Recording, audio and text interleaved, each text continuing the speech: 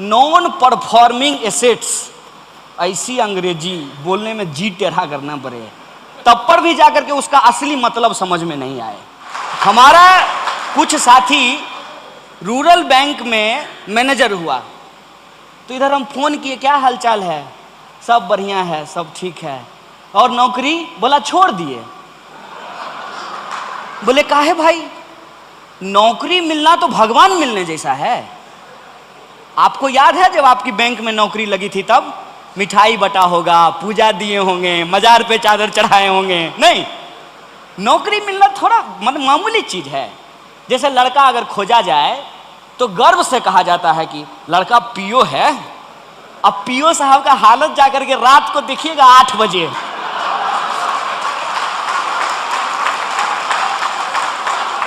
उनको हम एक बार देख लिए ना, कहे ए भाई, कौन कहता है कि प्रधानमंत्री देश चलाता है? देश तो पीओ चला रहा है।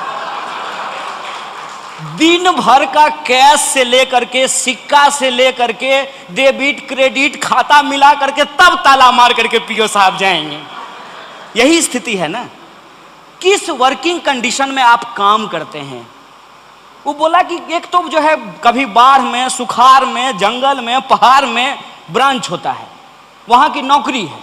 2 एम्प्लॉय हैं, एगो को बैंक में छोड़ करके जाते हैं, कभी काउंटर पे बैठता है, कभी गेट पर आता है। और उसके बाद हम फील्ड में जाते हैं, क्या वसूलने के लिए? एनपीए रिकवर करने के लिए जाते हैं। एनपीए की सच्चाई क्या है? बैंक का जो एनपीए है, दूसरा कारण उसमें बताया गया है कि रिफंड नहीं होता है। जो लोग लोन लेते हैं वो रिफंड नहीं करते हैं। कौन रिफंड नहीं करता है? बड़ा एकदम हाईलाइट करके लिखा हुआ है। तो किसान रिफंड नहीं करते हैं। अब आप बताइए, आप सब बैंक कर्मी हैं, ईमानदारी से बताइए, बैंक का पैसा सबसे ज्यादा कौन चुराता है? किसान चुराता है। किसान चुराता है कि कॉर्पोरेट चुराता है? कॉर्पोरेट चुराता है ना।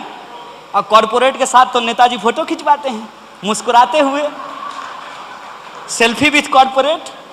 नहीं, तो कॉर्पोरेट से पैसा बैंक कर्मी कैसे वसूल लेंगे? हमको बताइए। अगर लोकल एरिया का एमपी लोकल एरिया के ठेकेदार के साथ फोटो खिंचाएगा, मैनेजर बाबू का हिम्मत है कि उससे उसका गाड़ी उसके घर पर से खींच के ले आएंगे? है हिम्मत? ये है आपकी स्थिति। और ये जो स्थिति है, इस स्थिति पे आप कब तक चुप रहेंगे? जितना दिन आप चुप रहेंगे उतनी जल्दी आपके पैर के नीचे से जमीन खिसकती चली जाएगी। आप सब लोग जानते हैं, मुझे यूथ के तौर पे यहां बुलाया गया है, लेकिन हमारा जो जनरेशन है उसने तो AIBA बनाया नहीं है, बैंकों का यूनियन तो उसने बनाया नहीं है। कभी कभी जो है बुढ़ापे में जाके कहेंगे कि आ जाओ यूनियन का मेंबर बन जाओ, तो कहेगा चंदा लेने के लिए आए हैं। क्यों जरूरी है यूनियन? क्यों जरूरी है यूनाइट होना? क्यों जरूरी है हड़ताल करना? एक बात सोच करके बताइए। इतनी वाहवाही सरकार ने ली, इतना पीठ थपथपाया, 2 दिन के लिए अगर बैंक कर्मी हड़ताल कर देते तो सरकार का सारा ढोल फट जाता, सारा नोटबंदी का सच्चाई रोड पे आ जाता। कोई उलझुलूल फैसला सरकार लेती है, बैंक कर्मी पूरी ईमानदारी से उसको लागू करता है, बदले में उसको लोगों से क्या मिलता है?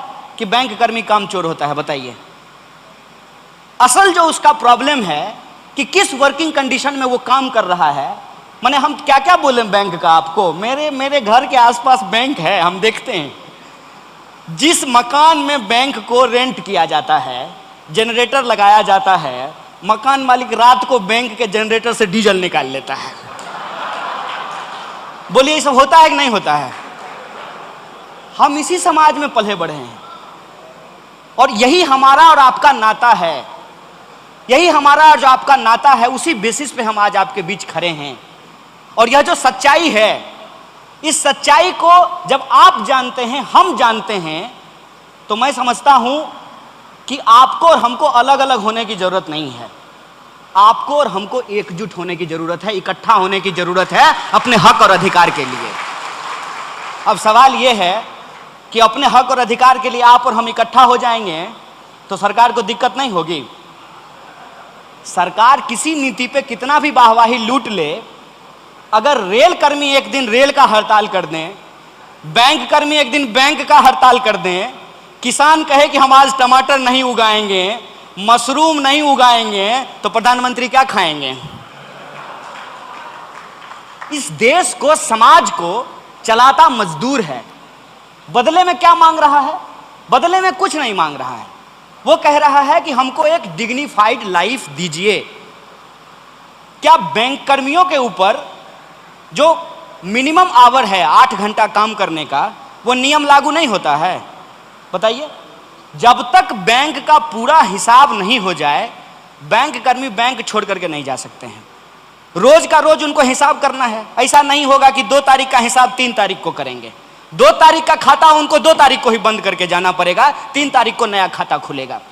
यह जो वर्किंग कंडीशन है उनका, उस वर्किंग कंडीशन में जो वो काम करते हैं, उस काम के एवज में उनको कुछ नहीं मिलता है।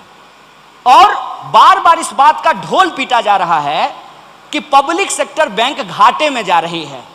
पब्लिक सेक्टर बैंक घाटे में क्यों जा रही है? पब्लिक सेक्टर बैंक घाटे में इसलिए जा रही है कि जो सरकार के दोस्त हैं, सरकार के जो दोस्त हैं, वो बैंक का पैसा ले लेते हैं और जो है फर्जी कागज जमा करके कौन मांगेगा? अगर हम किसान हैं, हम केसीसी कराने के लिए गए हैं तो हमारा आप खाता खेसरा मांग लीजिएगा। अगर हम बहुत बड़का ठेकेदार हैं तब हम दिखा देंगे कागज पे कि हमको जो है 1000 करोड़ का ट्रांजैक्शन हुआ है। 2-4 गो रिश्तेदार को फोन करेंगे, कहेंगे कि 300 करोड़ तुम डाल दो, 200 करोड़ तुम डाल दो, 500 करोड़ का ट्रांजैक्शन हुआ है, 500 करोड़ का मान लीजिए हम पैसा उठा लिए।